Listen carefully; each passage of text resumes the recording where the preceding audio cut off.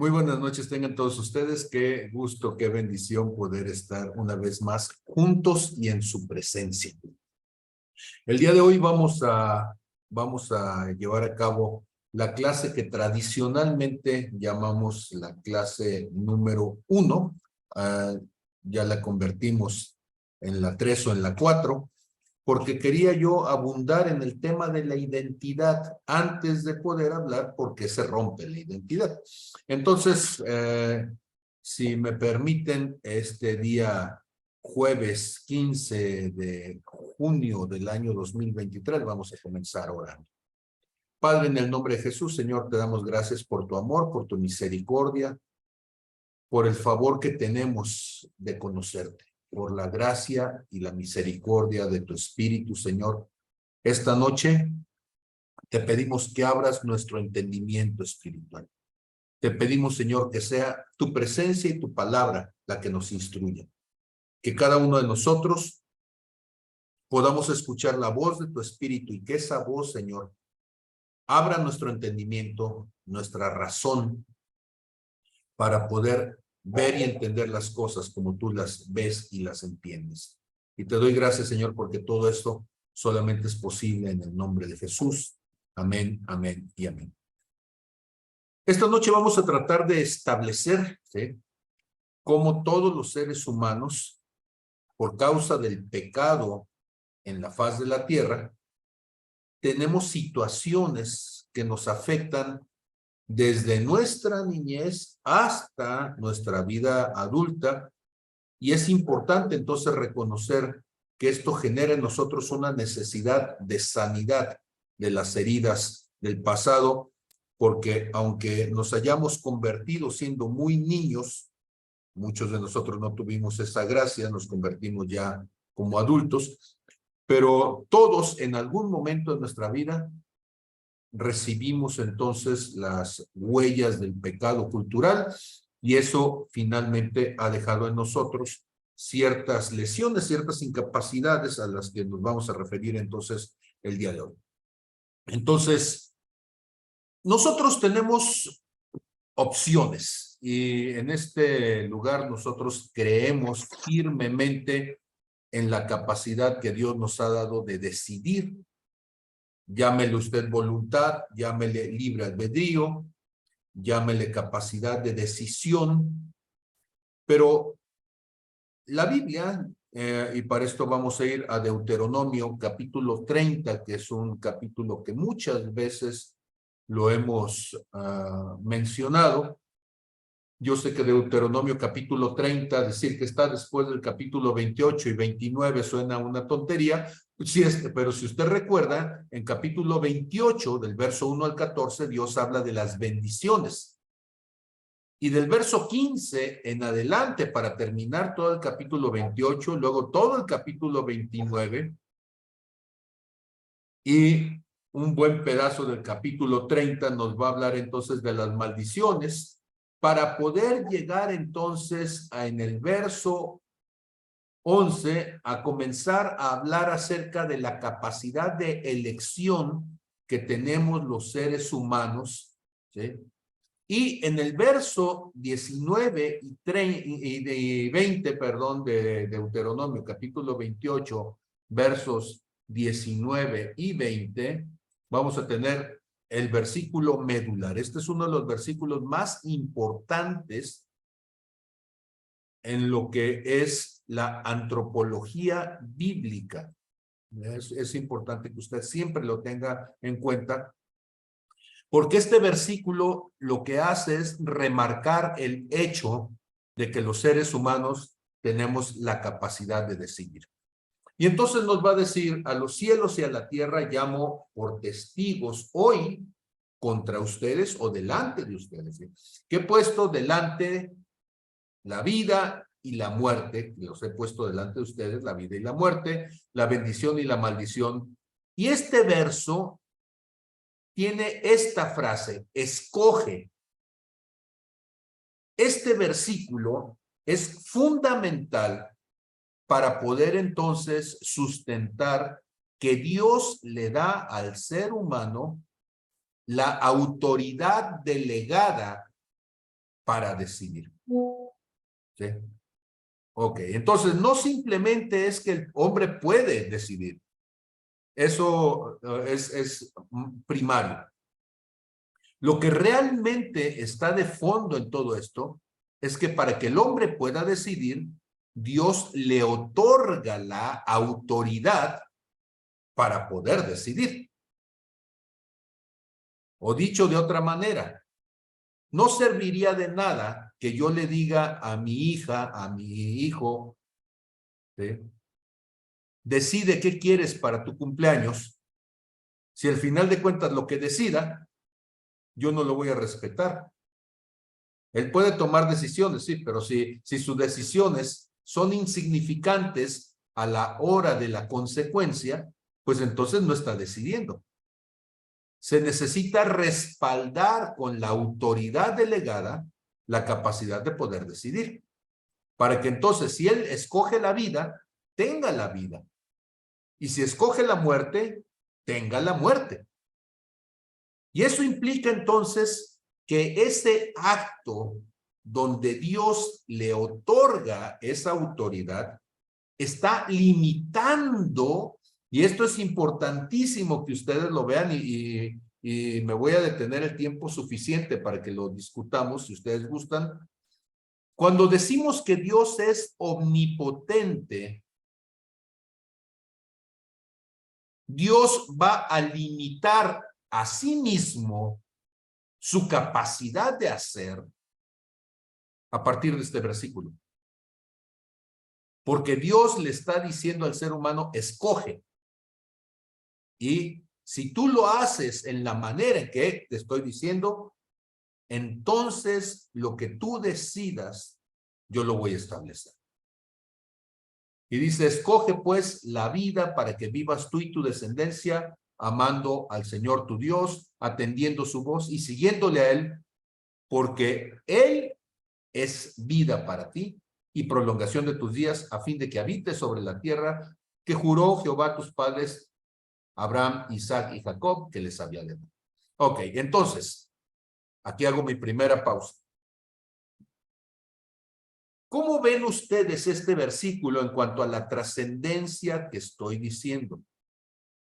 Se logra ver la dimensión de cómo cuando Dios delega la autoridad a alguien, está limitándose a sí mismo en su derecho de decidir. Y eso está haciendo que la omnipotencia de Dios quede limitada a, no al hombre, sino a sí mismo. O sea, Dios se limita a sí mismo para que lo que el hombre decida tenga entonces validez. No sé si fui suficientemente claro, pero me gustaría que alguien pudiera decirme qué piensa de esto que estoy diciendo. Si les suena demasiado fuerte, ¿sí? Y les pone en cisma su teología. Adelante, Pastor Jesús Ahumada. Gracias, pastor. Bueno, yo creo que si no fuera así, yo pienso que, bueno, obviamente el Señor es inteligente, ¿no? Es la inteligencia. Entonces, en la inteligencia del Señor tiene que ser así. De cualquier otra forma tendría que hacer algún tipo de androide que pensara lo que el Señor pusiera en el chip. Y eso no es vida. Creo yo, eso no es algo, pensando como Dios, queriéndome meterme un poquito en su mente, pues sería algo, pues incongruente, no sé cómo decirlo, pero definitivamente el Señor tenía que delegar esta capacidad de hacer, esta capacidad de autoridad delegada, como usted dice, para decidir lo que yo tengo que hacer y lo que yo quiero hacer para un fin. Sí, y el fin, pues todos sabemos, el fin es regresar a de donde salí. Entonces, sí, es interesante la pregunta y sí son cuestiones en las que muchas veces nos hemos atorado ahí, pero ¿por qué Dios deja esto? ¿Pero por qué Dios me delega esto si Él sabe que yo no soy capaz de hacerlo? Sin embargo, pues sí, sí hay capacidad dentro de la autoridad delegada. Él sabe que sí hay capacidad porque Él nos hizo, sí hay capacidad para decidir correctamente. Entonces, pues es lo que yo creo. Y entonces los que tenemos hijos, gracias, pastor, los que tenemos hijos sabemos que nuestros hijos es una cuestión de tiempo, pero que llegado su momento de madurez, deberán convertirse en seres autogestivos, esto es, que sean capaces de tomar las decisiones que van a afectar su vida y que les van a dar la libertad de decisión. Adelante, querido Federico. Sí, buenas noches, pastor. Buenas Pues noches. yo lo que veo, lo que siento aquí es que Dios en esa autolimitación que hace, muestra pues, un gran amor y un gran respeto por su creación, una libertad extraordinaria al permitirle tomar decisiones y respetárselas. O sea que Dios está eh, respetando a un grado enorme lo que Él estableció como libre albedrío, esa capacidad del hombre para decidir, Dios la respeta.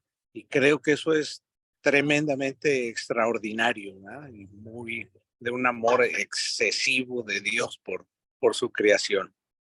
Amén. Y no solamente respeta entonces lo que es la autoridad delegada hacia el ser humano, sino que se respeta a sí mismo. O sea, Dios no está jugando a ser bueno. Dios es bueno. Dios no está jugando a ser justo. Dios es justo. Dios no está jugando a ser autoridad. Él establece los límites de su autoridad y ejerce su autoridad aún sobre él mismo. Y cuando Dios dice, esta es una responsabilidad que yo te estoy delegando a ti, eso implica que ahora él no va a meter las manos para quitar esa autoridad que le ha dado al hombre. Adelante, pastora Gladys.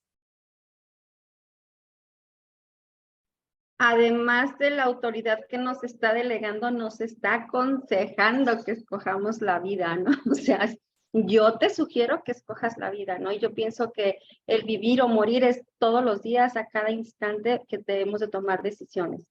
Podemos tomar decisiones que nos lleven a vida o decisiones que nos lleven a muerte en todos los ámbitos de nuestra vida. Excelente. Y entonces ahora estaríamos de acuerdo con que el proceso de toma de decisiones en el ser humano es un proceso gradual.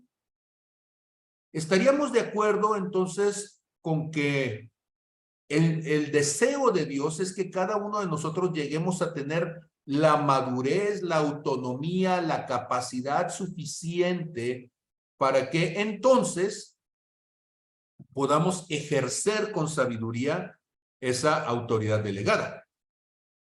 O sea, Dios quiere que nosotros caminemos en bendición.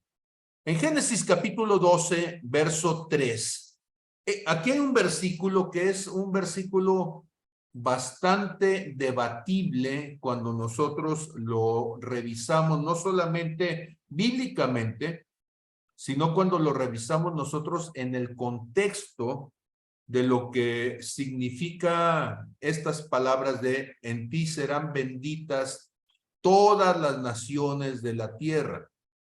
Entonces, esto se va a encontrar por acá en Génesis capítulo 12, verso 2, ¿sí? Y verso 3. Le dice Dios a Moisés, haré de ti una nación grande y te bendeciré y engrandeceré tu nombre. Noten, y serás bendición. Entonces Dios dice, tú eres una bendición. Bendeciré a los que te bendijeren y a los que te maldijeren maldeciré. Y serán en ti serán benditas todas las familias de la tierra. Pero este versículo es un versículo controversial en la forma en que el pueblo de Israel lo interpretó. Ahora, la primera cosa que quiero decir es no voy a hablar del pueblo de Israel mal. yo soy descendiente judío, mi ascendiente es judío sefardita y no me voy a disparar en el pie, ¿verdad? Entonces no voy a hablar mal del pueblo de Israel.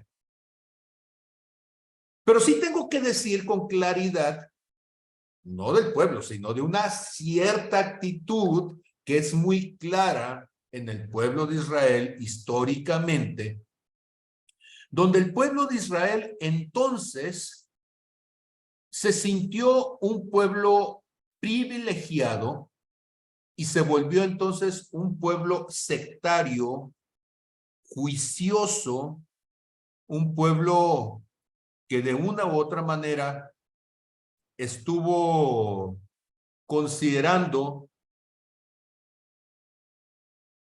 que los demás pueblos a su alrededor no estaban a la altura, al alcance, ¿sí?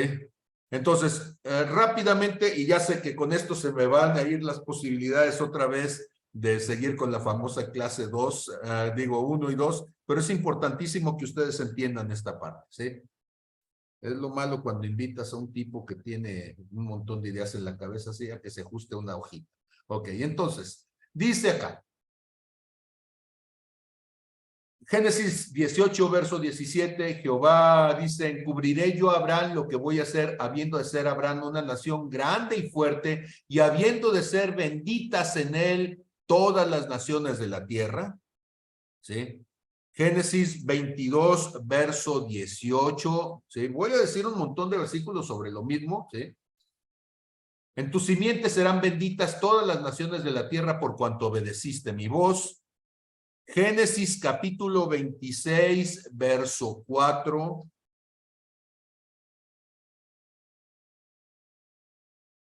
Multiplicaré tu descendencia como las estrellas del cielo y daré a tu descendencia todas estas tierras y todas las naciones de la tierra serán benditas en tu simiente.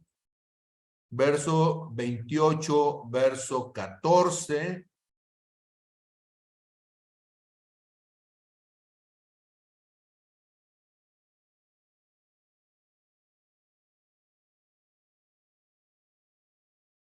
Dice, será tu descendencia como el polvo de la tierra y te extenderás al occidente, al oriente, al norte y al sur. Y todas las familias de la tierra serán benditas en ti y en tu simiente. Sigo más adelante. Salmo 72, verso 17. Será su nombre para siempre, se perpetuará su nombre mientras dure el sol. Benditas serán en él todas las naciones, lo llamarán bienaventurado.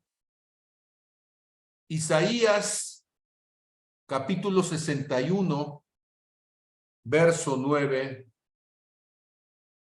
Y la descendencia de ellos será conocida entre las naciones y sus renuevos en medio de los pueblos. Todos los que los vieren reconocerán que son linaje bendito de Jehová. ¿Sí? Gálatas capítulo 3, verso 8.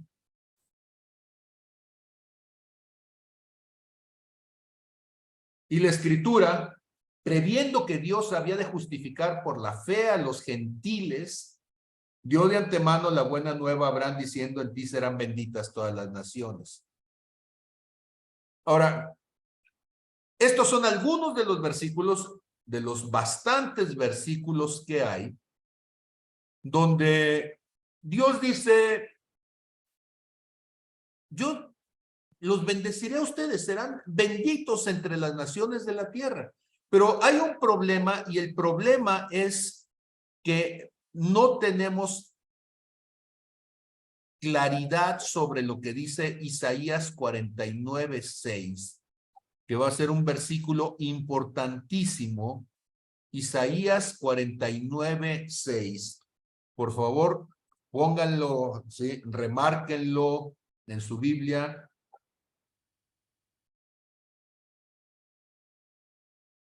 Y quiero darle entonces el énfasis en esto, ¿sí? Dice Dios, poco es para mí que tú seas mi siervo para levantar las tribus de Jacob y para que restaures el remanente de Israel. También te di por luz a las naciones para que sea mi salvación hasta lo postrero de la tierra. ¿Sí? Ok. Una vez más, ¿sí? Poco es para mí que seas mi siervo para levantar las tribus de Jacob y para que restaures el remanente de Israel.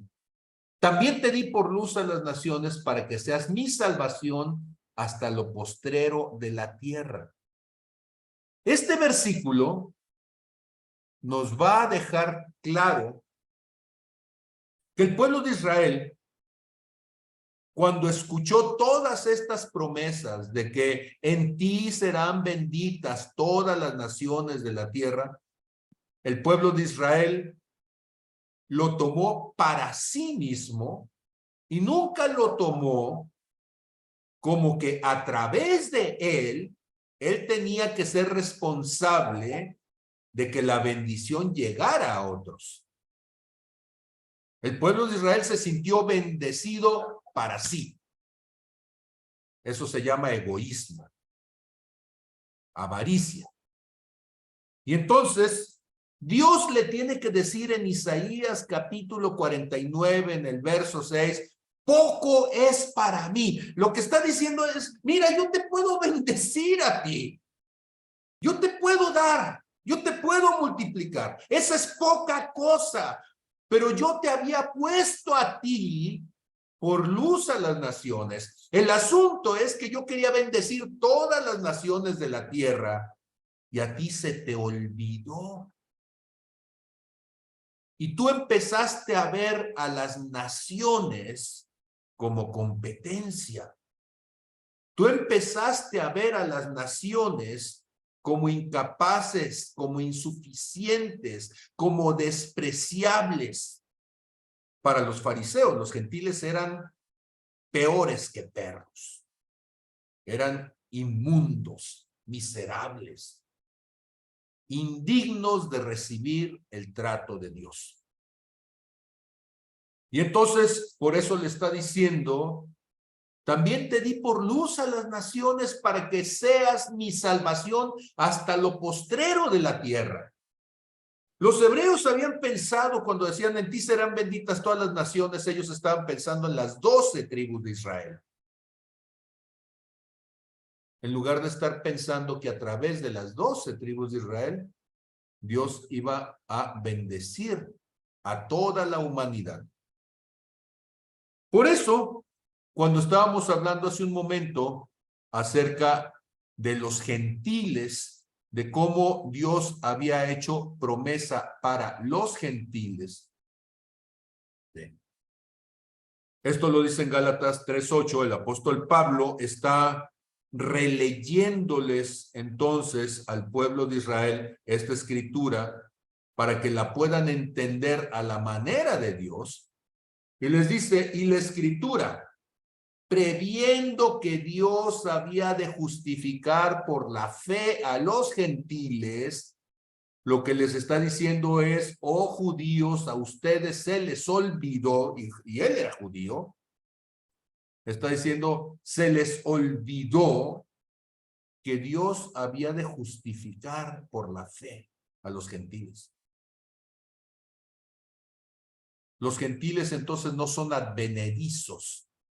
Los gentiles no son envidiosos.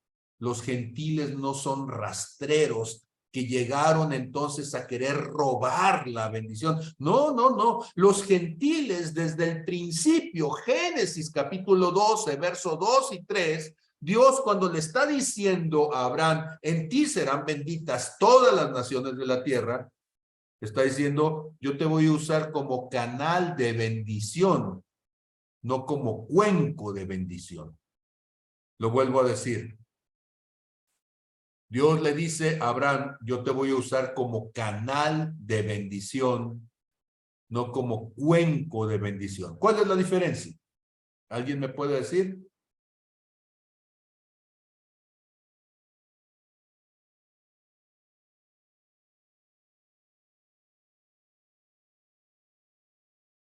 ¿Cuál es la diferencia entre un cuenco y un canal? El canal permite que fluya a través de sí el fluido y el cuenco lo retiene todo. Ajá. ¿Y el pueblo de Israel qué creyó que era? Cuenco. Cuenco. ¿Sí? Y ellos dijeron, somos la bendición. Véngase la bendición, ¿sí? El Mesías es nuestro, la salvación es nuestra, los dones de Dios son nuestros.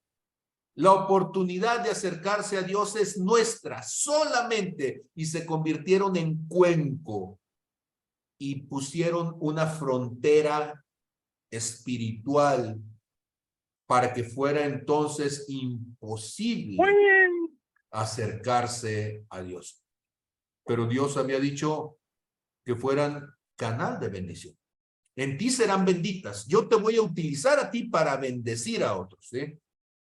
Y aprovecho porque, bueno, pues está de modo el balón para tirar a gol, ¿verdad?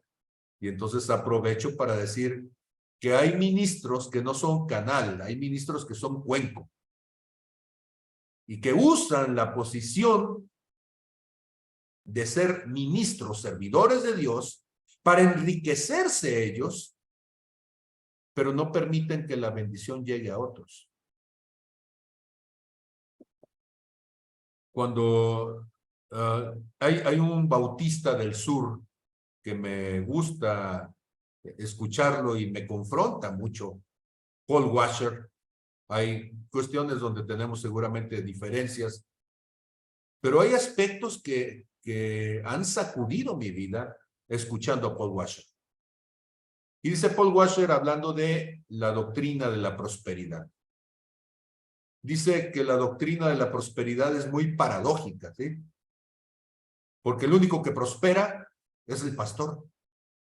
Todos los demás llegan miserables y 10, 20, 30 años después, pues siguen miserables. Y el único que prospera y prospera y prospera y prospera así a costa de los otros es el ministro de la prosperidad, ¿sí?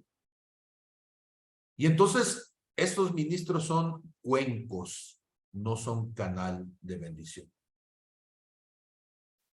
Y es importante entonces que nos confrontemos con esto. Bueno, pues entonces Dios le había dicho a Moisés, Dios le había dicho a Abraham, perdón, que él iba a ser bendición, bendito, ¿sí? Serás una bendición. Yo voy a bendecir a los que te bendigan, a los que te maldigan, maldeciré. Sí, pero en ti serán benditas todas las familias de la tierra. Tú serás un canal de bendición.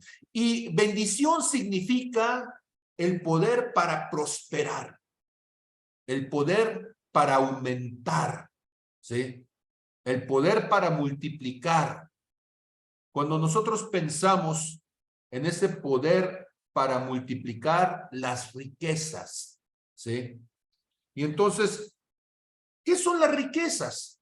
Porque riqueza no es dinero solamente, ¿sí? En Deuteronomio capítulo 8, verso 18, me gusta mucho este versículo, sí, siempre he creído que es una promesa para todos. Dios le dice,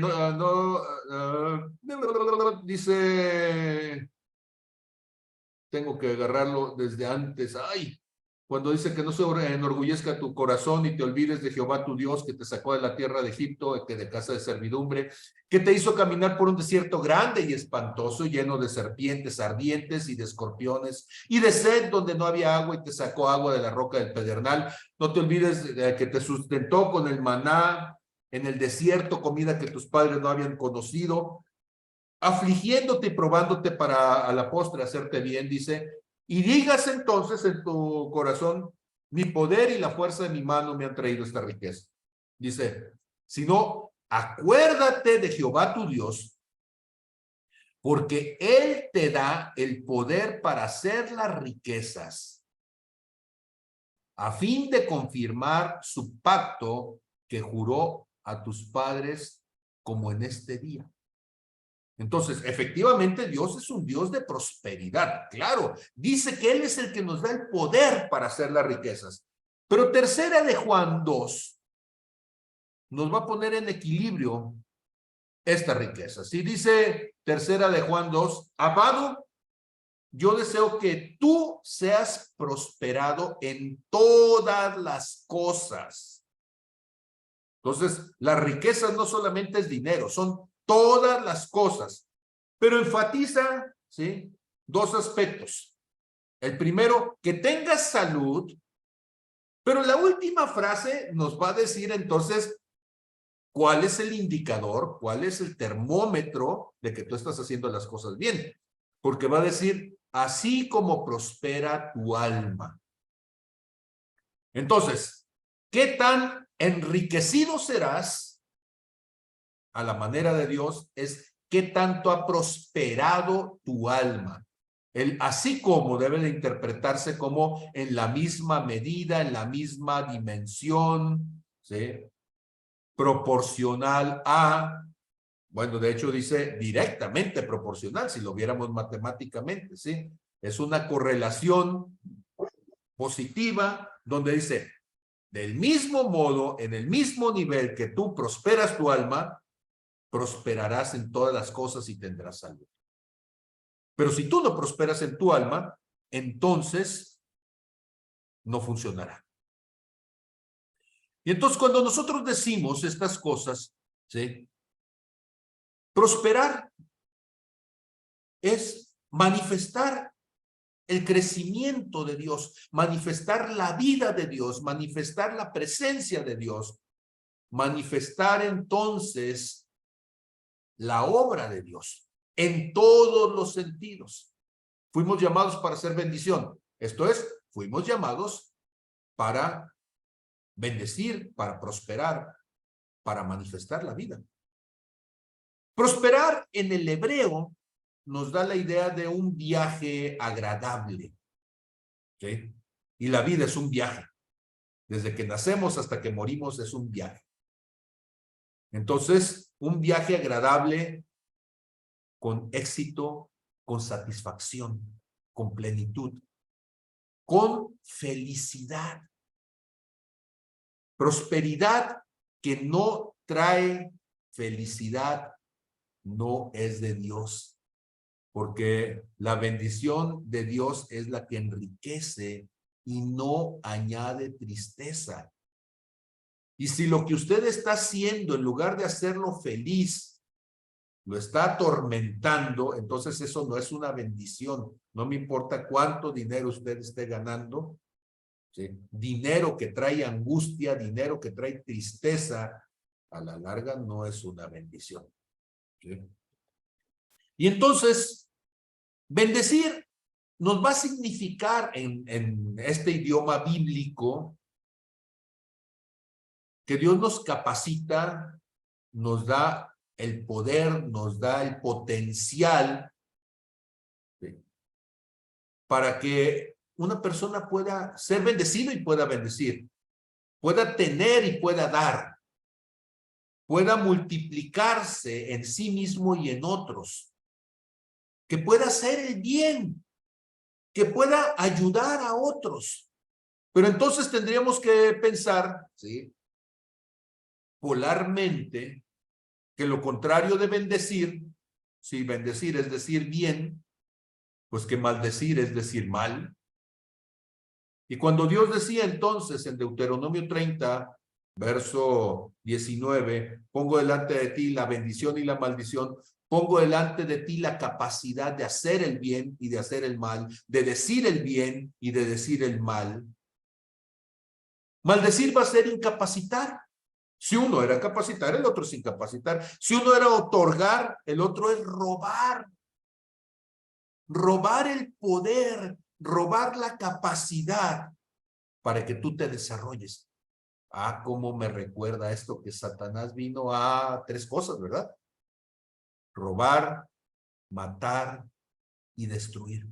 O dicho entonces de otra manera, maldecir es robar, matar y destruir el propósito de Dios, la intención de Dios, la voluntad de Dios. Y no prosperar, pues va a ser un viaje desagradable, un viaje miserable, un viaje no satisfactorio. Y si ya dijimos que la vida es ese viaje, una vida maldecida es una vida miserable. Y ojo, no estoy diciendo otra vez pobreza económica. La miseria tiene facetas múltiples, ¿sí? Y alguien puede estar podrido, atascado en dinero y vivir miserablemente, ¿sí? Adicto, antes decíamos a las anfetaminas, pues ahora estamos con drogas que son muchísimo más adictivos como el fentanilo, ¿sí? Y entonces, ¿de qué te sirve tener millones y millones si eres adicto al fentanilo? Y estás muerto en vida. Entonces, maldecir, pues va a implicar que una persona termina incapacitada, mutilada. Porque cuando una persona se accidenta, incapacitarse significa que lo que ordinariamente podría hacer, ya no lo puede hacer. Una persona adicta a las drogas se incapacita y luego se discapacita. O sea, sus capacidades se pierden. Y aunque antes era inteligente, termina siendo tristemente un bruto que ya no identifica nada. La maldición te embrutece. La maldición te roba la inteligencia. La maldición te roba la habilidad de disfrutar lo que tienes. La maldición te hace, ¿sí?, un paralítico espiritual, donde no puedes andar para tomar las promesas de Dios. Y el problema está que la bendición te hace una bendición y la maldición te hace una maldición. Y entonces una persona que ha tomado la maldición como estilo de vida termina volviéndose una maldición para su familia. El adicto termina robándole a la familia aún la comida del día. El adicto al alcohol termina golpeando a la mujer que lo amó, termina golpeando a los hijos. El adicto a la droga termina volviéndose un loco y mata a golpes a sus propios hijos. Se vuelve una maldición. Y no puede prosperar porque en esa atadura de maldición, cada cosa que llega a sus manos la maldice, la vuelve basura. Entonces, tomar la decisión de escoger la vida es determinante para todo lo que vas a hacer después. Y cuando decimos a la gente ser cristiano, bueno, Jesús dijo en Juan 14:6, ¿verdad? Yo soy el camino, la verdad y la vida. Y nadie viene al Padre si no es a través de mí. Entonces, cuando nosotros decimos que invitamos a la gente a conocer a Cristo, lo que queremos decir es que queremos que entienda la vida, que elija por la vida. Ser cristiano es elegir ser una bendición. Híjole, si lo entendiéramos así de fácil. Ser cristiano es ser una bendición. Y ser una bendición significa que nosotros tomamos la responsabilidad en nuestras propias vidas de hacer todo lo que está a nuestro alcance con las personas que están a nuestro alrededor para bendecirlos. O sea, para generar en ellos momentos de vida, generar en ellos condiciones de vida. ¿Cómo lo podemos lograr? Gary Smalley, en su libro de la bendición familiar, nos dice que podemos bendecir cuando menos de 5 formas, y está fácil para que se las aprendas, y son lenguajes del amor. La primera de ellas son a través del contacto físico significativo. Hay una persona en la universidad que hicimos un trato. Y cada vez que nos vemos, dijimos que nos íbamos a dar un abrazo afectuoso. Ahora yo, por mi perfil, no soy mucho de abrazar a gente que no tengo la confianza. Pero él, cuando me ve y yo cuando lo veo, ¿sí?, a veces estoy yo en el segundo piso y lo veo y bajo hasta el primer piso donde está para poderlo abrazar. Porque en ese abrazo profundo, yo le estoy expresando mi interés de que su vida vaya bien. Ahora, ¿qué ha sucedido a través de esos abrazos? Ha sucedido que se ha generado una confianza donde ya no somos solo compañeros de trabajo. A los compañeros de trabajo no los andas abrazando, sí, pero a los amigos sí. Y esos abrazos han convertido un espacio de bendición donde hablamos de la vida, hablamos de las situaciones, de los problemas familiares y donde me da la oportunidad de hablarle de lo que Dios dice. Otro compañero también en ese tipo de relación afectuosa, con él tengo expresiones verbales, porque es otra forma. Una es el abrazo, ¿sí? El toque físico, respetuoso y significativo, pero las expresiones verbales, la manera de dirigirnos a alguien, hace que la persona se sienta con el afecto. Y una persona cuando recibe un toque de bendición, una palabra de bendición, responde abriendo su corazón. Y he tenido la oportunidad de hablar de situaciones familiares con él y de animarle, de invitarlo a que se acerque a la vida. La tercera es expresar a las personas lo que son una profunda valoración. ¿Y qué significa una profunda valoración? Detalles significativos. Hace unos días les mandaba a través de las redes sociales un video sobre las personas que son neurodivergentes. Y ahí están las personas que son del espectro de déficit de atención e hiperactividad y los que somos de espectro autista. Cómo somos personas que nos cuesta muchas veces expresar lo que sentimos. Y entonces la forma en que lo expresas es con detalles.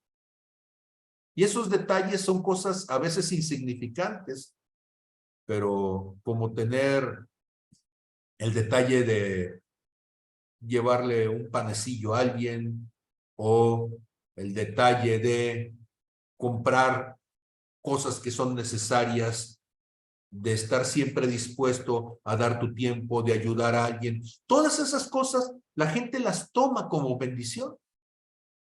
Y la gente sabe que tienes el deseo de ayudar a que las cosas sean mejores.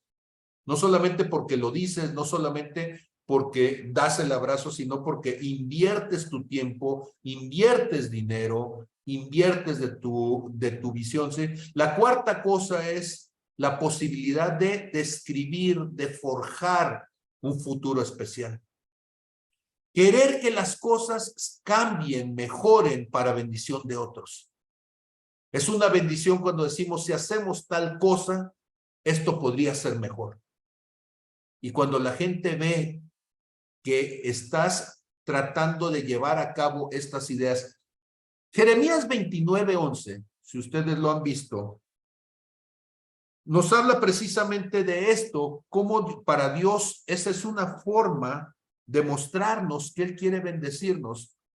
Y dice el Señor, lo comparto con ustedes, porque yo sé los pensamientos que tengo acerca de ustedes, dice el Señor, pensamientos de paz y no de mal, para darles el fin que esperas. Es una bendición cuando tú sabes que Dios no te quiere mandar al infierno. Al contrario, te quiere llevar a su presencia. Cuando nosotros sabemos que la película, por más horrible que se ve en este momento, pero al final seremos más que vencedores, eso te hace aferrarte a la vida. Porque en los momentos de desesperación, lo que necesitamos saber que al final las cosas estarán mejor. Y eso es una bendición. El último aspecto es el compromiso activo. Hay un dicho que en la universidad lo volvimos una práctica, ¿sí? Y decimos que todas aquellas promesas que no se reflejan en la nómina son pura palabrería, ¿sí? O sea, el verdadero compromiso es el que se ve allí cuando te llega el cheque. O sea, ¿de qué nos dicen? ¿Ves que necesita ponerse la camiseta? Pues póntela tú también, comprométete, ¿sí? No queremos palabrería, queremos que la gente sepa que cuenta con nosotros, que nuestra palabra tiene peso. ¿De qué sirve hacer promesas cuando las promesas no engordan de este estómago, ¿sí?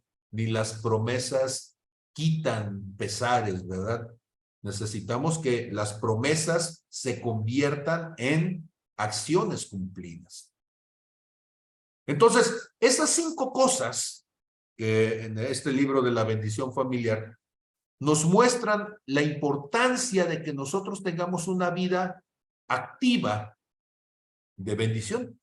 Y entonces Dios quiere que nosotros caminemos en bendición, que seamos bendición y que vivamos bajo la bendición de Dios.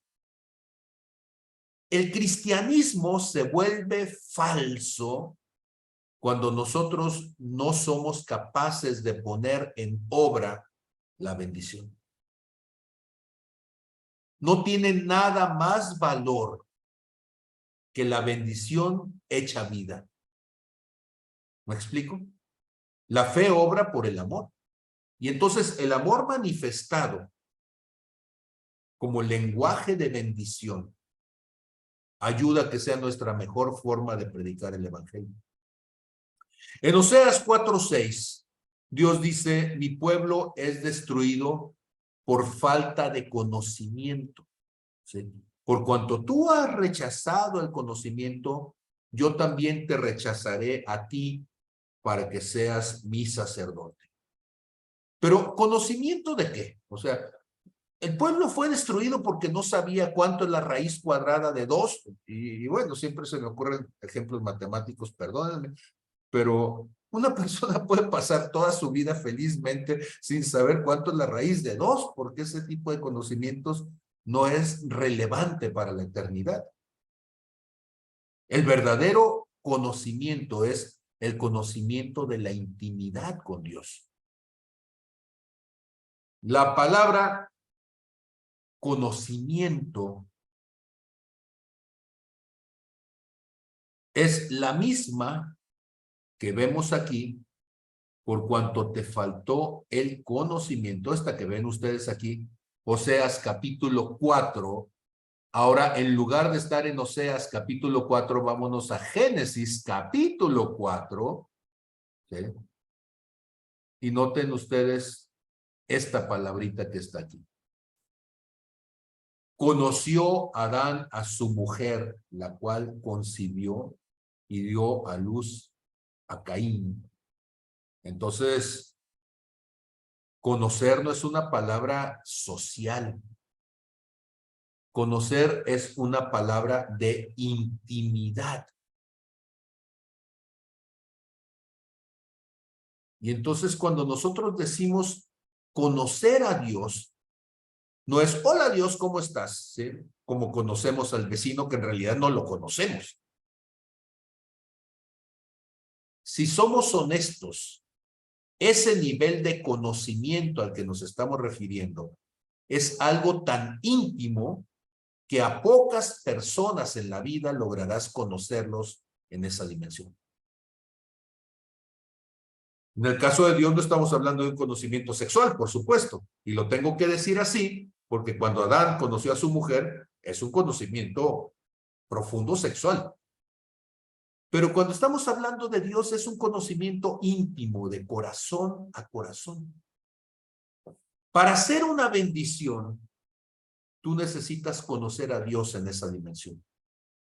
Es un conocimiento que trasciende las barreras sociales y se convierte entonces en un conocimiento íntimamente personal. Por eso, cuando nosotros citamos, siempre hago broma con eso, de que todo mundo dice que ellos no tienen una religión, tienen una relación. ¿Ustedes han escuchado esa frase?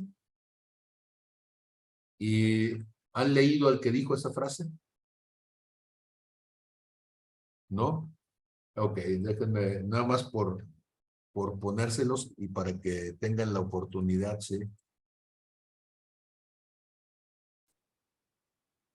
Ay, ay, ay, ay.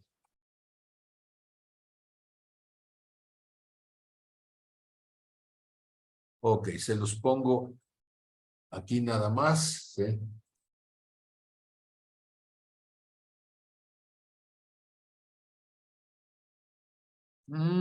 Ya me perdí. Aquí tengo un montón de pantallas abiertas, perdónenme. Ok, entonces, para los que no conocen de dónde salió esta frase, aquí tienen ustedes a este hombre barbón que está aquí, que se llama Martin Buber. Y Martin Buber es un judío, filósofo judío, ¿sí? Austriaco-israelí. Y entonces, él es muy conocido por su filosofía dialógica. Y el libro al cual hay que leer, ¿sí? Es este libro que se llama Tú y yo, o Yo y Tú, donde habla cómo las relaciones son fundamentales para establecer la identidad. Y él ahí habla de la relación con el tú contra la relación con el ello, el eso, ¿sí? O sea, una cosa es relacionarte con la persona y otra cosa es relacionarse con las cosas. Y habla de las protopalabras, protorrelaciones primordiales. Y ahí es donde él va a decir que si tú tienes una relación con Dios, esa no puede ser una religión. Eso tiene que ser una relación personal. Y es el más alto tipo de relación que tú puedes tener. Su frase entonces terminó siendo tan importante que los cristianos la tomamos como bandera, pero pues nunca leímos al que la dijo, ¿verdad? Entonces yo les animo, si van a andar diciendo esa frase, pues léanse a Martin Buber, es un hombre que vale la pena leerlo, es uno de los pensadores hebreos que creo que más ha influido al cristianismo evangélico sin que el cristianismo evangélico ni siquiera sepa de dónde llegó. ¿Sí? Entonces, bien vale la pena que usted se dé la tarea de poderlo leer. Ya está en español, lo tradujo Carlitos Díaz, que es un amigo, no sé si todavía vive, es un filósofo español, les he hablado varias veces de él. Es el principal representante del personalismo, bueno, el segundo, después del fundador, y vale la pena darle una checada. Muy bien, sigo entonces con este asunto de la bendición.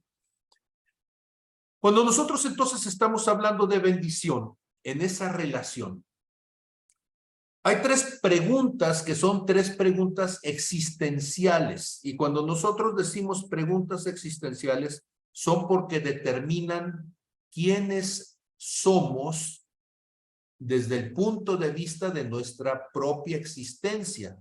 La primera pregunta siempre nos la hacemos es, ¿quién soy? ¿De dónde vengo? O sea, cuando yo digo que soy un ser humano, ¿qué significa ser un ser humano? ¿De dónde viene un ser humano? Y a eso le hemos dedicado 4 clases previas y a eso le vamos a llamar la base de la identidad. Por eso decíamos que para poder entender el cristianismo, primero tenemos que entender quiénes somos. Porque si ustedes le están predicando cristianismo a una persona como si fuera un ente biológico nada más, como una criatura, pues da lo mismo que sea perro, gato, caballo, ¿sí? Animal o cosa, pues entonces tú dices, la salvación no puede llegar a ninguno de ellos.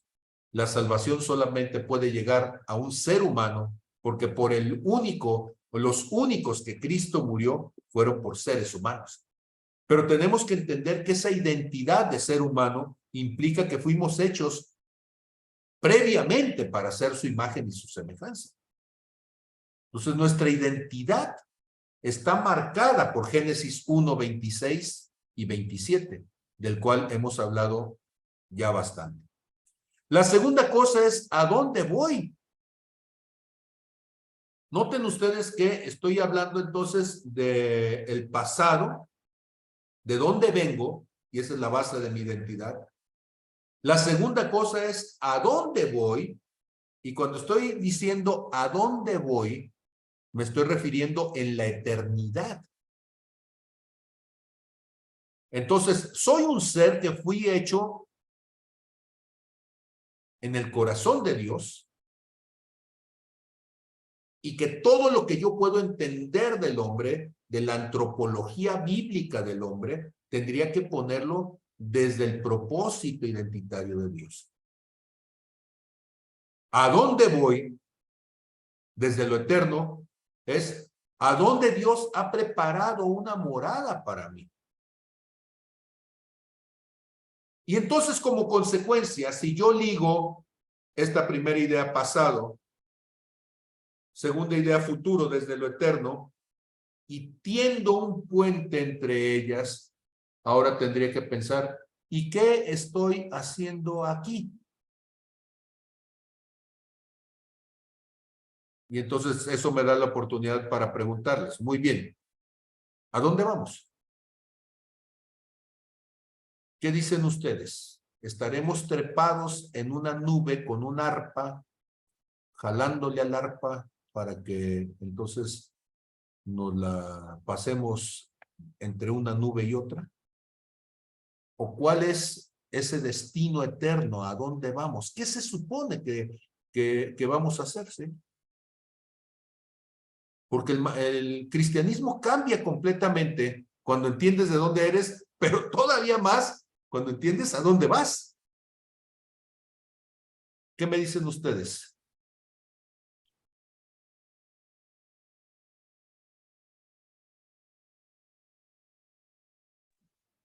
Y vamos al cielo, pastor, a esa vida eterna, ¿verdad? Con nuestro Creador. Y a seguir trabajando, lo has mencionado otras veces, que el trabajo va a continuar allá, ¿verdad? Que tú no vas a descansar. Hasta la eternidad vas a continuar trabajando allá con otras labores que Dios te ponga en el cielo, según la fe, ¿verdad? Lo que te ha puesto en tu corazón, no sé, pastor. Ok, Para estar en el cielo, en su presencia, ¿verdad? pero más en concreto. O sea, A glorificarlo, a estar allá alabándolo, adorándolo en su presencia, ¿verdad? En el cielo, en este lugar con Él que nos tiene prometido esa morada eterna en su casa de nuestro Padre Celestial. ok, entonces vamos a estar siempre parados ahí levantando las manos. Digo, porque cuando hablamos de alabar, como que el concepto de alabar que tenemos es muy dominical, ¿verdad?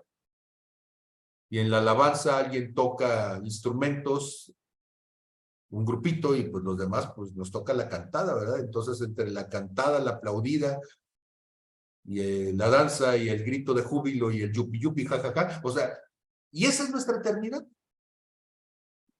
A ver, Pastora Gladys, te veo que estás como... A ver, por ahí abrió alguien el micrófono. Sí, Adelante. sí, soy Miriam. Buenas noches, pastor. Hola, buenas noches.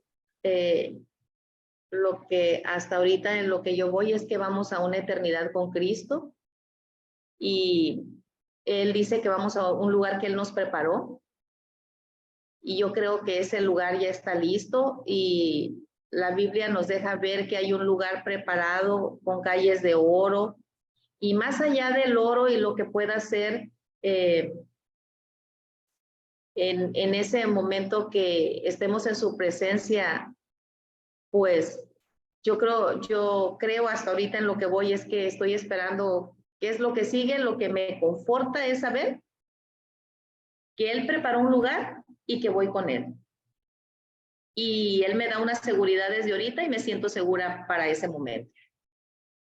Ok, ahora, nadie por favor se ofenda conmigo, ¿sí? Adelante, Pastora, adelante.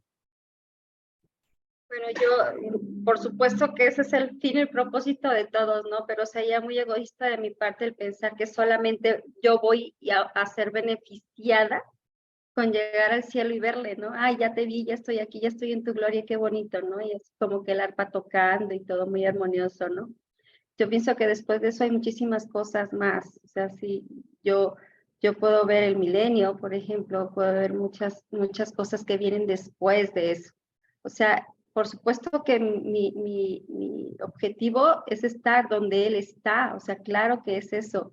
Y yo creo que mi propósito es personal, no digo que de todos personal, es estar, es llegar, o sea, es difícil el camino, pero quiero llegar, pase lo que pase y suceda lo que suceda, quiero llegar.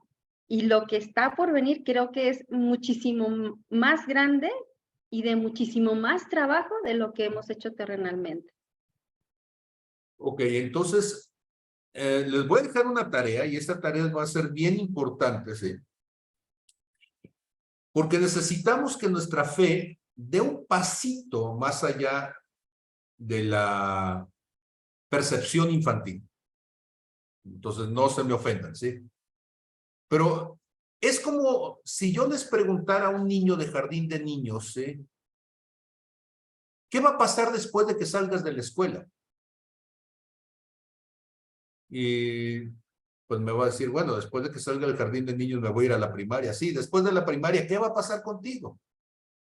No, pues me voy a ir a la secundaria y después de la secundaria, sí, y ahí me voy a ir llevando, sí, por fin puedo decir, y cuando dejes de estudiar, ¿qué vas a hacer contigo? ¿Qué vas a hacer del resto de tu vida? Porque estudiar no es la vida, estudiar es solamente una preparación para la vida. ¿Qué vas a hacer entonces con tu vida cuando ya no estés estudiando? Y esa pregunta es equivalente a cuando a los cristianos les decimos, ¿qué vas a hacer después de que te mueras? Porque todo esto, mientras estás sobre la faz de la tierra, tómalo como si fuera tu tiempo de estudio. Pero te vas a graduar un día, eso se llama muerte. Ese es el día de tu graduación. Hasta ese día estudiaste sobre la faz de la tierra en la Universidad del Desierto, ¿sí? Ahora vas a cruzar el Jordán y te vas a ir a la tierra prometida. ¿Qué vas a hacer? ¿Por qué? Porque de eso depende la forma en que estudias. Todo aquel que estudia y no tiene claro qué va a hacer después de que estudie, es un estudiante mediocre. Y les digo, tengo toda una vida dando clases.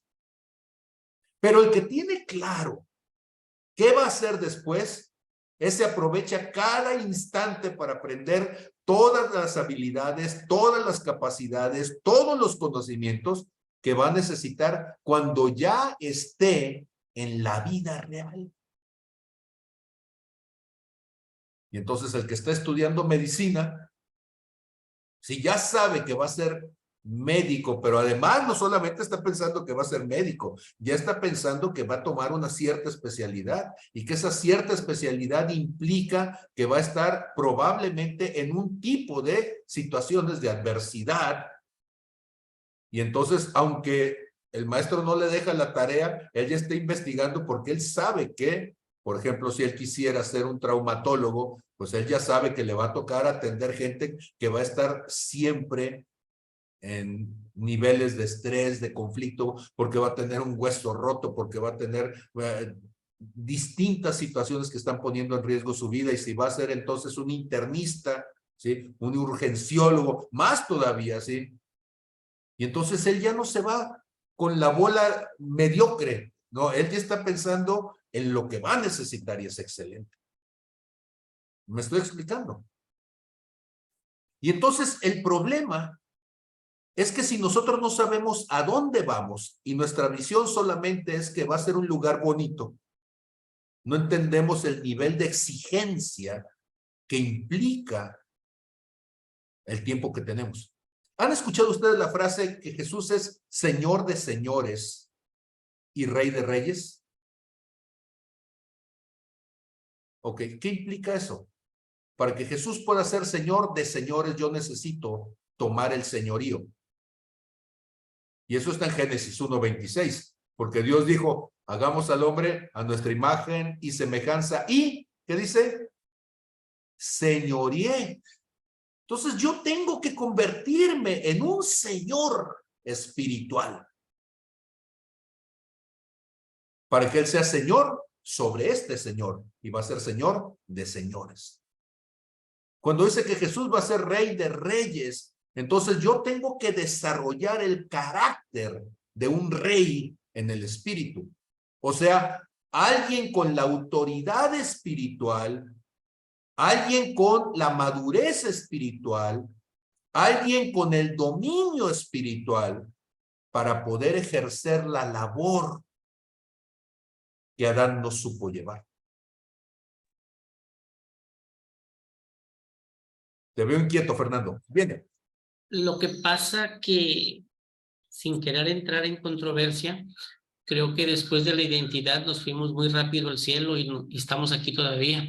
Entonces, yo me quedo en el propósito, porque después de haber escuchado lo que estamos diciendo, nuestro propósito es entender que con una identidad sana y restaurada, tengo que hacer una persona ahora sí que a la altura del varón maduro, una persona con una identidad muy fuerte y definida y con un destino para hacer para no hacer lo que hizo Adán, sino para hacer todo a la manera de Jesús.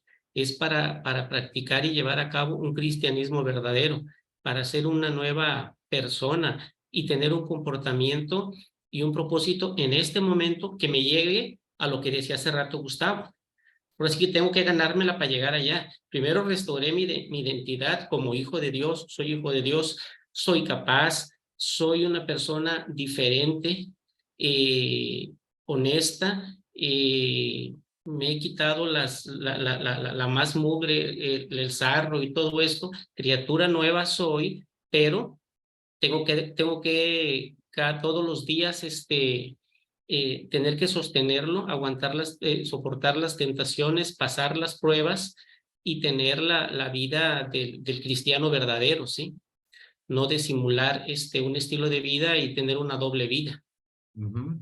Que para mí eso es lo importante, el ser apto, el ser capaz, el no caer en las mentiras del enemigo de que no soy capaz, no soy suficiente para llevar a cabo lo que dicen las escrituras y que sí es posible cumplirlas. Cuesta, sí, pero ese es el propio. Yo entiendo que estaríamos ahorita en el propósito, pero de lo que podemos hacer aquí y ahora para llegar después al otro destino.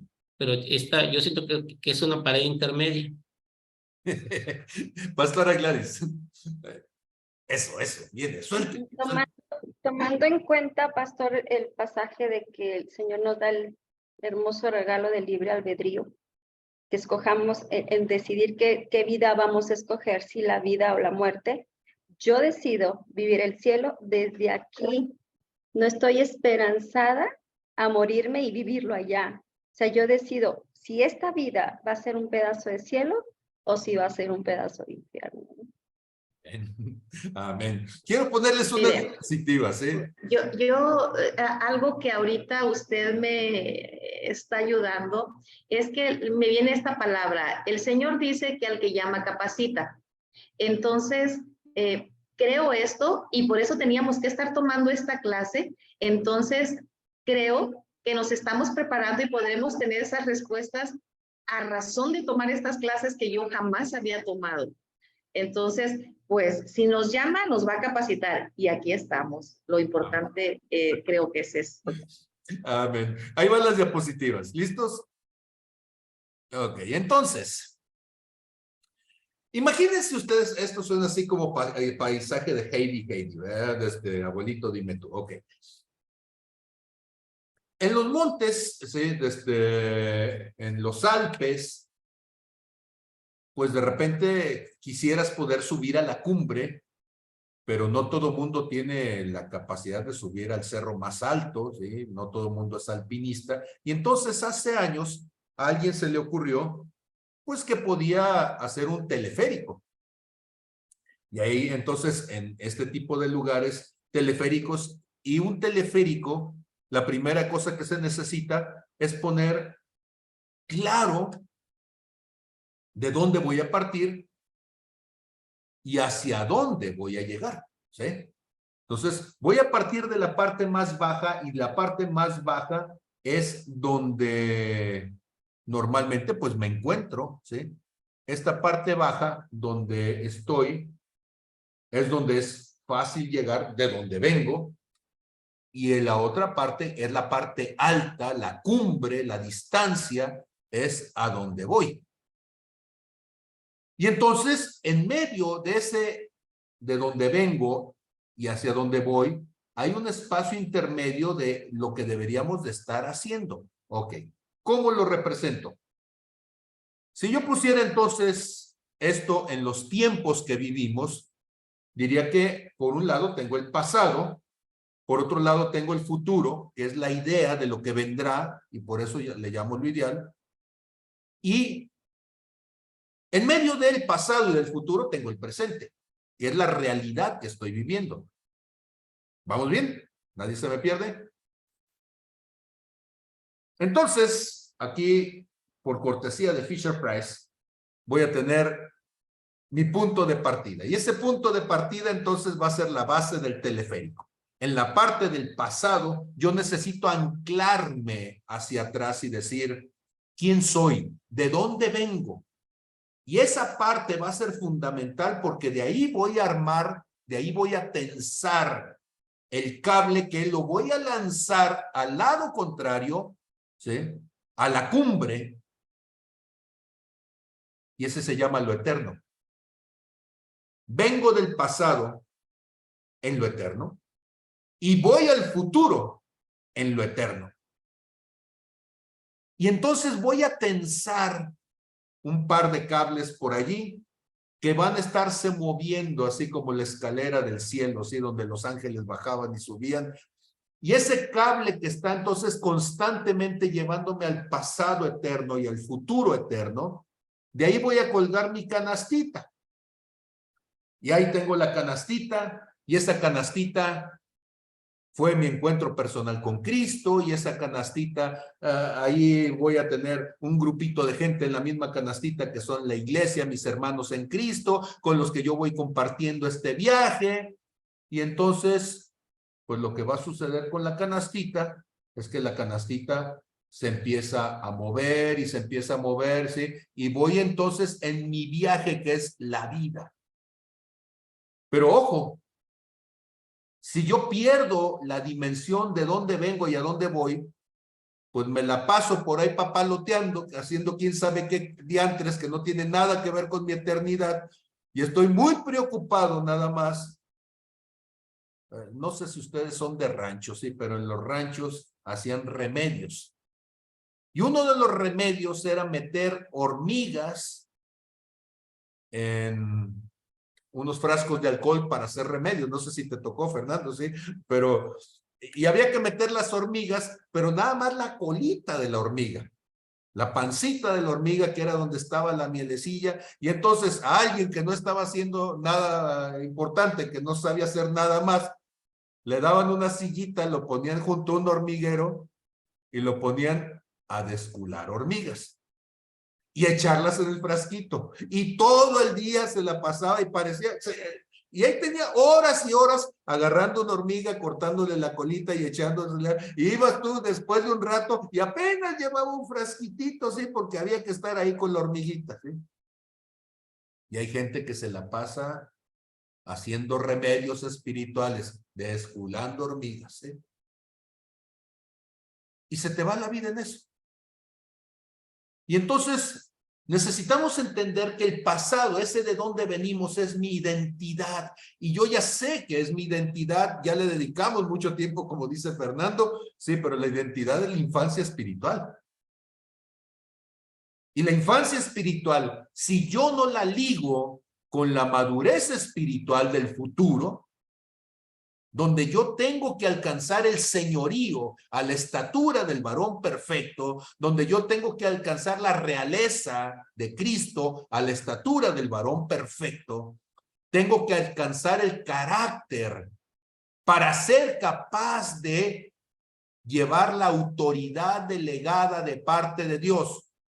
¿Cuál es la autoridad delegada de parte de Dios? Decíamos, hagamos al hombre a nuestra imagen. ¿Sí? Identidad. Conforme a nuestra semejanza. Y ahí va el carrito moviéndose en esa semejanza.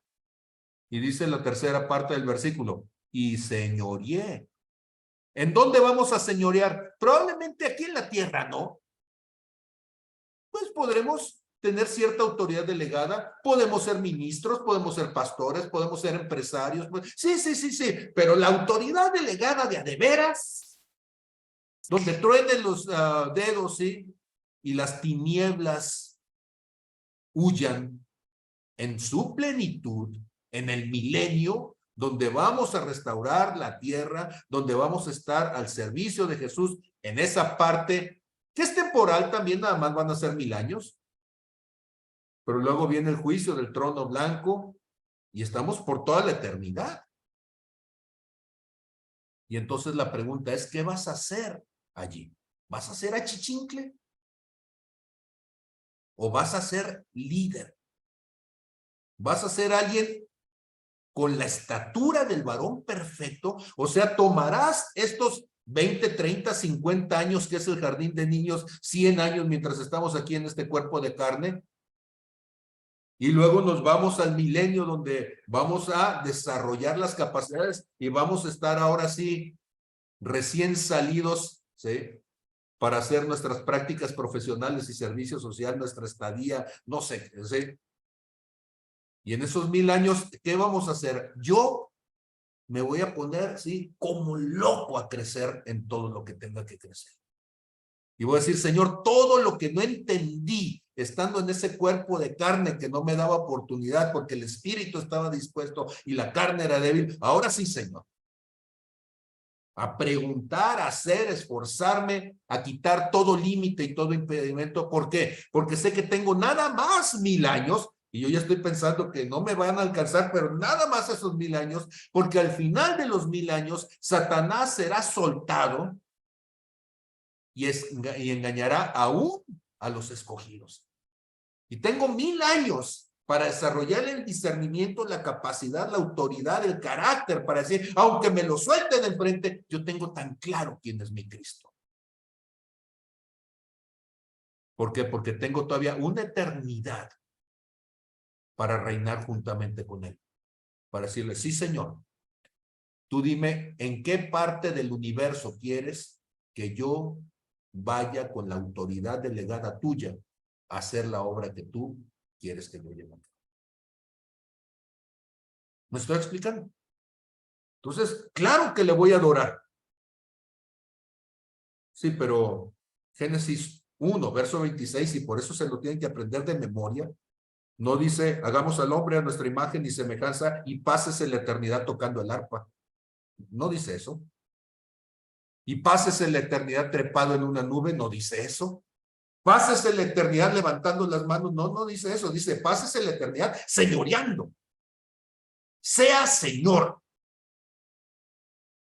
Tenga el carácter. Conviértase en el varón perfecto, en la mujer perfecta, a la medida de la estatura de Cristo. Eso es lo que dice Génesis 1:26 y eso es lo que dice Efesios 4, verso 11 al 13. Y entonces tenemos que ponerlo allí para que entonces yo entienda si está de ese tamaño el llamado, que diga, tengo prisa, no me puedo entretener aquí con tonterías, ¿sí? Porque es cierto, ¿sí? La estatura del varón perfecto parece que fuera imposible y dice el Señor, no, lo puedes hacer. Sí, pero se me está acabando la vida, estoy más viejo cada día. Y Dios dice, no te preocupes, ese cuerpo se va a acabar, vas a tener un cuerpecito eterno, glorificado, que no se va a cansar. Ahora sí vas a poder estar 24 horas al día si quieres ir buscándome. Y yo quiero llegar a esa estatura. No es ambición, no es avaricia, no, es decir, cualquier cosa menos que eso, yo sería un inútil eternamente. Cualquier cosa que menos que eso significaría que fuera un fracaso eterno en mi vida. ¿Me estoy explicando? Pero tenemos que ponerlo desde el principio, que la gente lo entienda desde el principio, para que no ande llenando frascos, ¿sí?, de rabos de hormigas nomás. Y que no ande dando vueltas. Y dice uno, ¿y qué vas a hacer con tu vida? Los ves tan inútiles. ¿sí? Perdiendo el tiempo imbécilmente, cometiendo errores estúpidos, años y años de cristianismo y no pueden dejar todavía los rudimentos. ¿Por qué? Porque no tienen visión. Están como chiquillos en el jardín de niños, nada más jugando con palitos y plastilina y nunca han entendido que eso es temporal. No vamos a jugar a la ronda infantil toda la eternidad. Entonces necesitamos madurar. ¿Pero cómo se madura? Me preguntaba alguien. Pues por lo pronto te tengo que decir que esto que estás viviendo no es la vida real. La vida real es más allá. Y te tengo que llevar, como llevé en algún momento a mis alumnos en la secundaria, que no entendían lo que era la vida real, los llevé una semana a hacer ladrillos. Y que estuvieran ahí descalzos, pisándole al lodo, ¿sí? Y ahí agachados todo el día, y le digo, eso es vida real. ¿Sí? Y de eso te van a pagar tanto, y con eso que te van a pagar no vas a mantener una familia. ¿Quieres eso? No. Entonces los llevé a recoger basura. Eso también es vida real. Y también los llevé oficios y oficios y oficios, decir, no quiero eso. ¿No quiere eso? Entonces cambie de visión para que alcance señorío en la vida. ¿Me estoy explicando? Entonces, bendición es escoger la vida. Pero la vida, cuando tú estás ciego, tú estás pidiendo para tu cumpleaños 1 litro de nieve de vainilla. Entonces, ¿qué tiene que ver eso? ¿Sí? Pues sí, porque el chiquillo lo único que quiere es postre. Y para él la bendición es eso.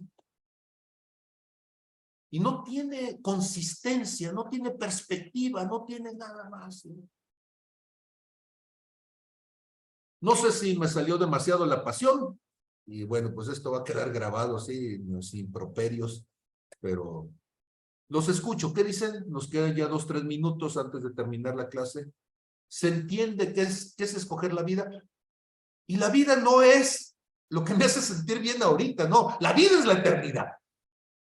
Escoge la vida, escoge el señorío de Cristo. Escoge la realeza de Cristo y escoge ser parte de esa realeza. Eso es escoger la vida. No escojas una vida chiliqui miserable, no escojas ser un lacayo eternamente, no escojas ser el achichincle. Y yo sé que todo esto suena sectario y suena como si fuera clasista. No, yo quiero ser un hijo de Dios. Pero no un chiquillo de Dios, no un niñito de Dios, no un bebecito de Dios. No, yo quiero ser un hijo de Dios, sí, pero un hijo de Dios a la altura del que le cuida el changarro al papá, del que toma decisiones en nombre del papá, porque el papá lo manda para que lo represente a él.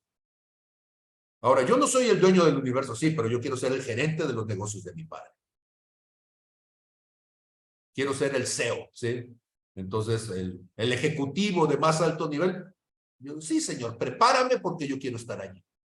Yo quiero estar entonces en las juntas de toma de decisión, señor. Y pruébame. Desarrolla mi carácter, Señor. Pásame por el horno de fuego las veces que quieras. Pero que al final yo pueda estar en ese nivel. Como estuvo Daniel, como estuvo José, como estuvo David. Y no es pretensión. Yo quiero que entiendan, eso no es soberbia. Eso es ser la imagen y semejanza de Jesús. Ser un catalizador social. Ok, me callo porque la pasión me está ganando. Ok, adelante, Miriam. Pues de verdad que hoy me voló la cabeza de una manera impresionante, pero estoy más motivada a la vida eterna, estoy más motivada a este reino, porque siempre yo decía, ¿cómo vamos a llevar? Y yo lo más que había aspirado es a tener coronas y galardones para tirarlos a los pies del rey, pero no sabía cómo ni qué, pero ahorita sí sabía con mis hijas y les decía, tenemos que prepararnos para la eternidad. Eso se va a quedar aquí el dinero, pero lo que logremos poner en el alma, en el corazón, es lo que va a trascender, pero no sabía cómo. Y gracias a Dios le doy por su vida, porque hoy me ha dado claridad. Y esta parte de esta palabra me ha resonado de que usted empezó a hablar, en los negocios de mi padre me es necesario estar. ¿Y cómo voy a llegar? Bendigo a Dios, lo bendigo a usted y le digo gracias porque tengo calofríos, estoy emocionada, estoy conmovida y le veo mucho sentido a la eternidad. Gracias, pastor. Amén. Gracias, Miriam. ¿Alguien más? Adelante, Fer. Bueno, esto es una nueva invitación a la nueva pedagogía cristiana. ¿Por qué? Porque siempre es tiempo de ponerle nombre o retomarle nombre, sobre todo porque vemos gente de diferentes lugares y de un tiempo para acá le estamos llamando a esto. Y el propósito mío es el ser un cristiano verdadero, que al final del día es eso, ¿sí? ¿Por qué? Porque mucha gente dice, bautízate, y alguna vez me dijiste, es que cuando recién nos conocimos, pues si lo haces vas a ser un chamuco remojado y todo. Entonces, para todo, es como si yo me inscribía primero de medicina y pidiera que me dieran ya mi toga y birrete y todo, ¿no? Tuve que pasar por un largo proceso para poder ser un médico y buscar ser un médico de excelencia. Ser un cristiano verdadero es ser todos los días y estar tomando el reto de vivir las cosas a la manera de Cristo. Y qué gusto ver tantas caras nuevas y que sientan lo que yo estoy sintiendo y que digo, qué emoción el poder pertenecer a esta congregación, a este grupo de personas y que me ayudan a visualizar mejor qué espero de aquí a la eternidad. Una pregunta que Pablo me hizo, que esperaba yo de aquí a la eternidad y que me hizo cambiar completamente mi vida y dimensionar todas las cosas que hago. Gracias, pastor. Muchísimas gracias, gracias. Margarita, te escuchamos y después a la pastora Gladys.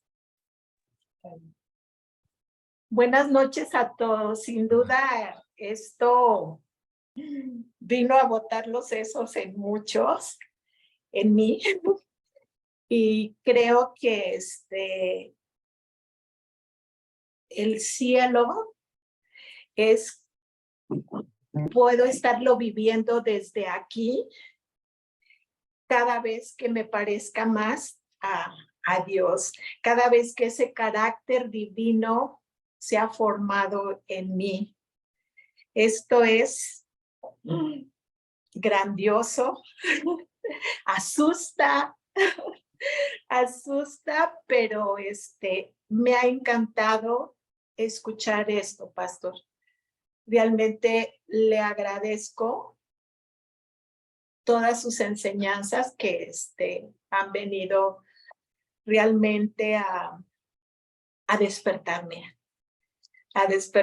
Creo que no sabía nada y todo esto para mí ha sido grandioso, ha sido muy formativo y además alegra mi corazón y me da paz escuchar todo esto. Amén. Y a la vez me siento con mucha responsabilidad y compromiso. Amén. De eso se trata, ¿verdad? Y la responsabilidad es indicador de madurez. Los irresponsables nunca maduran, ¿sí? Entonces, si ustedes se sienten que la responsabilidad les cayó en los hombros, bienvenidos, porque eso significa que dieron un paso más a la madurez. Amén.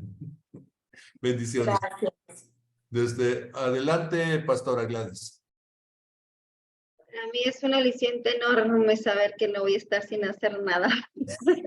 Con mi problema de workaholic, me da mucho gusto saber que tengo que estar trabajando y de verdad es no solamente en la eternidad. Yo creo que, como dije, este es el principio, esta es la base que nosotros tenemos la base que Dios puso para lo que está más adelante, de lo que Dios tiene para nosotros. O sea, así como dice la hermana, es muchísima responsabilidad. Yo creo que es de las cosas que más responsabilidad hay es servir al Señor, que no estamos hablando de cuerpos, estamos hablando de espíritus. Entonces, hacer el trabajo con responsabilidad, de verdad, requiere muchísima diligencia. Amén. Y ojalá que eso lo entiendan entonces nuestras nuevas ovejas, nuestros nuevos creyentes, ¿sí? Que no es para quedar bien con Dios. No, no, no, no. Te estás haciendo el favor tú, ¿sí? O sea, cuando tú sales a hacer el servicio social, decía Fernando que estudió medicina, ¿sí? Cuando tú sales a hacer el servicio social, ¿sí? Tú no le estás haciendo un favor a la institución, te lo están haciendo a ti, porque el que está siendo formado eres tú, y el que va a salir al campo profesional eres tú. Entonces, si tú sales creyendo que les estás haciendo el favor, vas a tener una vida inútil en el servicio social, te vas a estar quejando, vas a ver todo mal, en lugar de decir, esta es una oportunidad. Cada adversidad es una oportunidad para desarrollar el carácter de lo que se espera de mí. Pastor Jesús, te escuchamos. Gracias, pastor. Bien, pues tal vez tenga dudas yo de las cosas que voy a hacer en la eternidad, pero definitivamente, como dice Efesios 4:13, dice, hasta que todos lleguemos a la unidad de la fe y del conocimiento del Hijo de Dios, a un varón perfecto a la medida de la estatura de la plenitud de Cristo. Entonces, si yo veo en la palabra de Dios, veo la unidad de la fe, veo en Jesús muchas cosas que el Padre puso en él, y él llevando a cabo su ministerio a lo que vino el Señor a esta tierra. Entonces, lo que sí tengo claro es que debo llegar a la eternidad con el Señor. Y en este circular de la canastita hacia arriba, pues entonces yo debo entender que debo ser como Jesús, y Jesús veía a las personas como ovejas sin pastor. Entonces, hoy que fuimos a visitar mi hermana y yo a una familia que recién llegó a la iglesia hace 15, 22 días, un mes, no sé, por ahí, lo primero que vi fue una iglesia, y entrando a la casa, lo primero que vi, aquí es un grupo de oración donde enseñamos a gente nueva, y toda la gente que está alrededor es nueva, porque no hay ni una sola iglesia en toda esa montón de territorio. Entonces, pues no sé qué voy a hacer en la eternidad, pero sí sé cómo tengo que conseguir llegar. Sí. Ahora, yo sé que no es un versículo, ¿sí? Probablemente debería haber caído como en Proverbios 35, 6 o 7, no sé, el que es perico donde quieres verde, ¿sí? ¿Qué vamos a hacer en la eternidad? ¿Saben qué vamos a hacer? Lo mismo. El que es perezoso, ¿sí? El que es baquetón, ¿sí? Porque es un asunto de convicción. Y el que es esforzado, va a ser esforzado. Entonces yo les animo a que, tomando Lucas 11, donde dice el que es fiel en lo poco, en lo más es fiel, ¿sí? El que es fiel con lo ajeno va a ser fiel con lo propio, ¿sí? Pues entonces que podamos nosotros ser fieles desde ahora, porque eso va a ser el indicador de lo eterno, ¿sí? Entonces, que desarrollemos el carácter de Cristo, como si ya tuviéramos el examen en los próximos 5 minutos, ¿sí? O sea, no tenemos tiempo porque no sabemos cuándo vamos a estar ahí. En cualquier rato se para la maquinita. Fue nuestra graduación y nadie nos dijo, ¿sí? En cualquier rato nos vamos, dejamos este cuerpo y Dios dice, muy bien, vamos entonces a lo que sigue. Y en ese lo que sigue, pues yo espero que estemos allí. Y claro que vamos a adorar a Dios y felizmente lo vamos a hacer, pero va a llegar un momento donde Gladys y yo vamos a estar diciendo, bueno, Señor, o sea, ¿a qué horas empezamos con lo que hay que hacer, ¿no? Hay mucho que hacer. Comencemos por nosotros mismos. La obra de Dios comienza en tu corazón. La obra de Dios comienza restaurando tu vida, restaurando tu ser, restaurando el carácter, fortaleciendo la misión. Y ahora sí, si usted ya tiene claro en la parte de arriba del cerrito donde va ese teleférico, ahora sí ya puede empezar a trazar cables y saber si la canastita está bien, ¿sí?, amarrada, bien afianzada, o anda volando fuera del cable, ¿verdad? Entonces, ojalá que la metáfora no se les olvide y que podamos entonces empezar a hacer la vida en nuestras congregaciones y en nuestras vidas. Les doy las gracias, como siempre, por la paciencia y por la misericordia, y seguimos entonces adelante. Vamos a poner a grabar esto y en cuanto lo tenga listo, se los hago llegar. Bendiciones a todos, buenas noches. Gracias, pastor.